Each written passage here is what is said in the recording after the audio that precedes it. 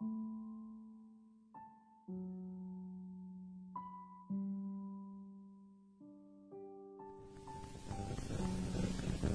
bersyukur kepada Tuhan. Sebenarnya yang kita peringati pada hari ini adalah Yohanes 3:16, di mana dikatakan karena demikian Allah mengasihi isi dunia ini sehingga dikaruniakannya anaknya yang tunggal itu, supaya barang siapa yang percaya kepadanya tidak binasa, melainkan beroleh hidup yang kekal. Barang siapa yang percaya kepadanya, siapa saja yang percaya kepadanya, siapa saja termasuk kita semua yang berhimpun di sini, apapun latar belakang saudara, suku, agama saudara, berita bagi saudara, Allah Bapa mengasihi saudara dan Dia tidak ingin saudara binasa. Dia mau supaya saudara sampai kepada hidup yang kekal.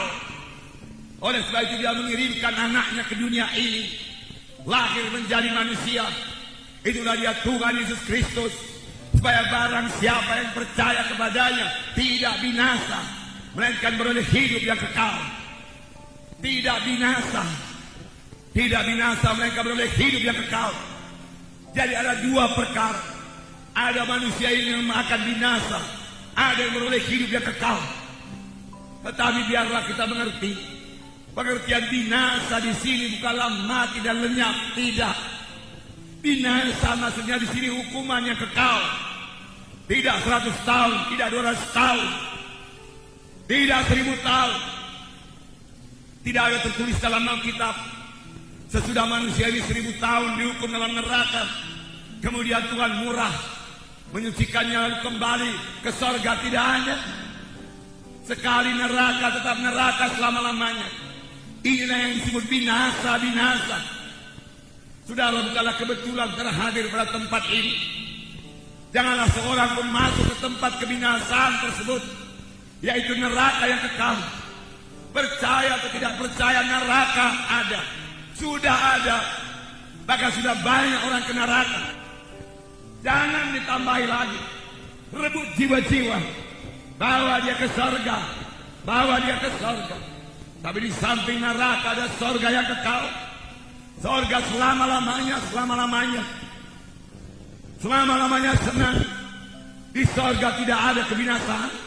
Di surga tidak ada penyakit, tidak ada kesusahan, tidak ada setan. Tuhan menyediakan surga bagi saudara. Tuhan menyediakan surga bagi kita sekalian yang berhimpun di sini. Dan Tuhan menghendaki semua kita memiliki hidup yang kekal. Amin. Karena firman Tuhan berkata, tidaklah ia gemar seorang pun binasa, tetapi supaya sekaliannya sampai kepada pertobatan. Tuhan tidak suka seorang pun ke neraka. Neraka diciptakan bukan untuk tempat manusia. Neraka diciptakan untuk tempat setan. Tetapi pengikut-pengikut setan, orang-orang berdosa yang tidak mau bertobat, yang cinta kepada dosanya, yang cinta kepada kegelapan, yang cinta kepada kuasa-kuasa kegelapan, tidak akan mewarisi hidup yang kekal, tapi beroleh hukuman yang kekal. Jadi yang kita peringati pada hari ini, Yohanes 3:16 digenapkan Tuhan.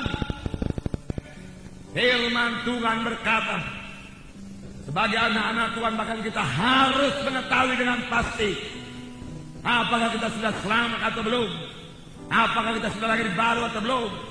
Dan kita harus mengetahui dengan pasti kalau kita mati kemana.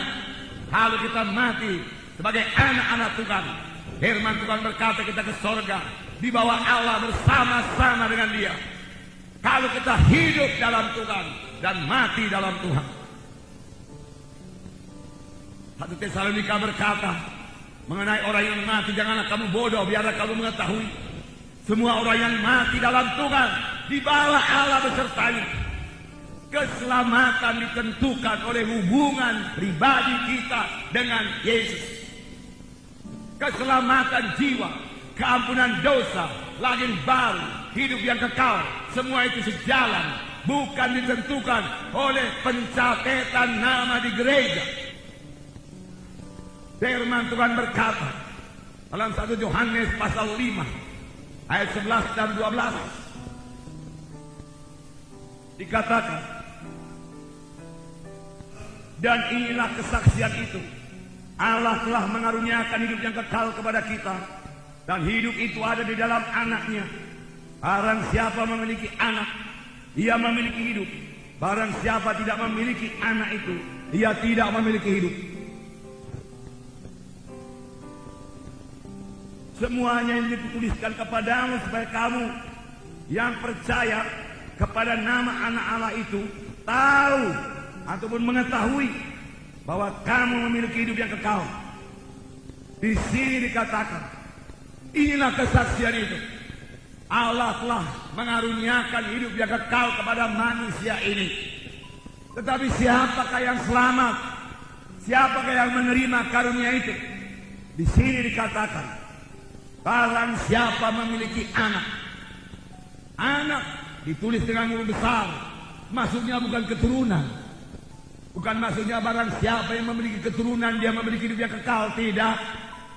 Maksudnya di sini barang siapa yang memiliki Yesus, ia memiliki hidup yang kekal. Barang siapa tidak memiliki Yesus, ia tidak memiliki hidup yang kekal. Rasul Yohanes berkata, supaya kamu mengetahui bahwa kamu sudah beroleh hidup yang kekal, yaitu kamu yang percaya kepada nama anak Allah Yesus Kristus. Supaya kamu mengetahui. Sidang pertama, semua mengetahui dengan pasti bahwasanya dia beroleh hidup yang kekal. Itu sebabnya kepada sidang pertama, mati martir tidak menjadi persoalan. Dia tahu kalau dia mati martir, itulah dia berjumpa dengan Tuhan dan Juru Selamat. Kehidupannya tidak akan berhenti. Kehidupan saudara juga tidak akan berhenti. Barang siapa yang memiliki Yesus, dia memiliki hidup. Barang siapa tidak memiliki Yesus, dia tidak memiliki hidup yang kekal. Jadi keselamatan jiwa bukan tergantung dari kebaikan saudara. Firman Tuhan berkata, kebaikan manusia ini, kejujuran manusia ini hanya sebagai kain lapuk di hadapan Tuhan. Memang sesudah selamat, saudara harus bertobat. Harus bertobat. Dan sesudah kita selamat, yaitu sesudah kita menerima Yesus sebagai Tuhan dan Juru Selamat kita sanggup melawan dosa itu. Mengapa? Karena kita tidak sendiri lagi. Ada Yesus dalam hati kita. Kita tidak sendiri. Ada Yesus dalam hati kita. Amin, saudara. Ada Yesus dalam hati kita.